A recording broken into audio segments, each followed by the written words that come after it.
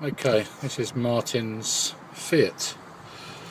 Now, when it came in, Martin and his fitter that he knows came in and said to me, van started up after having a flat battery after leaving it for a few weeks, days, I don't know how long he said, I'm sure he said a few weeks, but anyway, fitter came along, started it up and said to the owner, oh, that sounds like it's got a misfire. The story varies a bit from here on inwards, because when you speak to the fitter says, I told him just to leave it idling. It sounded like it had a sticky valve. If you speak to the owner says, the fitter said, give it a good rev, give it a good rev. So whatever, it doesn't really matter to me. It came in to me, one of them was saying, oh, it might have a sticky valve. The other one was saying, oh, I think it's an injector. I instantly started it up and thought, it's neither of those two, it needs to come apart. So I took the camshafts off, and what I found was this roller here smashed up at this end, completely smashed up this end here, and half the roller missing there. And this one was out, this one was completely out, it wasn't in at all. Now on this one here, let's put that back, this one here and every other one of them was all still in place, but what they do when the cam timing goes out is they punch all these little tips out here, they punch them all out. So every one of these inlet valves, the rocker arm there, was punched out. So I mean that's the reason for that is the cam timer was out by 2 teeth. Now the reason for the cam timer going out 2 teeth, in my opinion, was there was a problem with this rocker arm. This is a new one, by the way. There was a problem with that rocker arm. That momentarily locked the camshaft up on the lobe. The inertia of the engine carried the belt going, it slipped 2 teeth, and from then onwards it destroyed the rest of those inlet valves. Now, it wasn't until I stripped it apart and then got the head off to find out that this one here had actually broken a valve stem, and that's why I couldn't turn the engine over. There was bits of valve stem inside on top of the piston.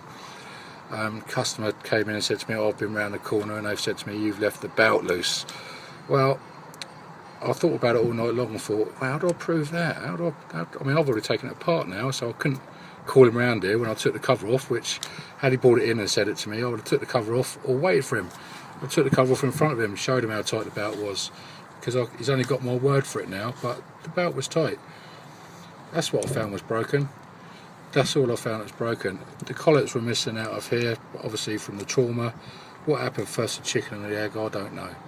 But all I know is the belt was tight. So I can't do it anymore, I can't prove it anymore. So it came to me at home, I thought, well, if all of these here are broken, which they had, and I showed the customer, there's no doubt about it, this one was intact at this end but broken at that end.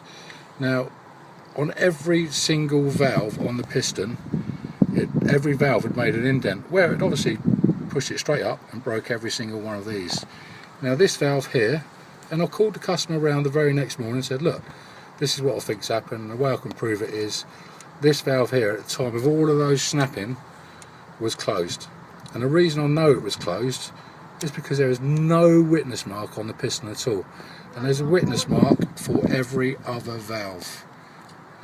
So I'll get it back together when the timing belt's on and show you how the timing tensioner moves when it's all set up.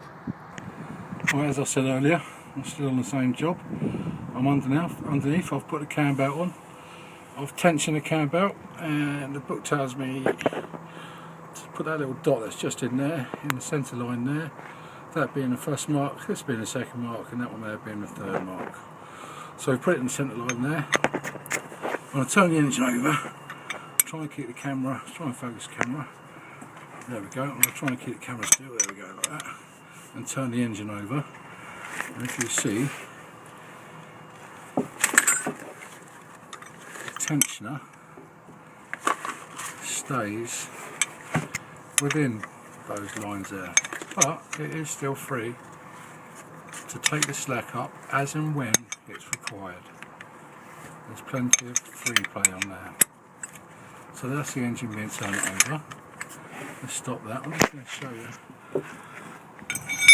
If I just literally get on the belt there and put it with my fingers, if you watch the tensioner, I'm going to pull my fingers like that, just to show you that that's not fixed. That is free to move in and out. Okay, that's with my hand. It moves in and out. It is not fixed. So let's get it all back together.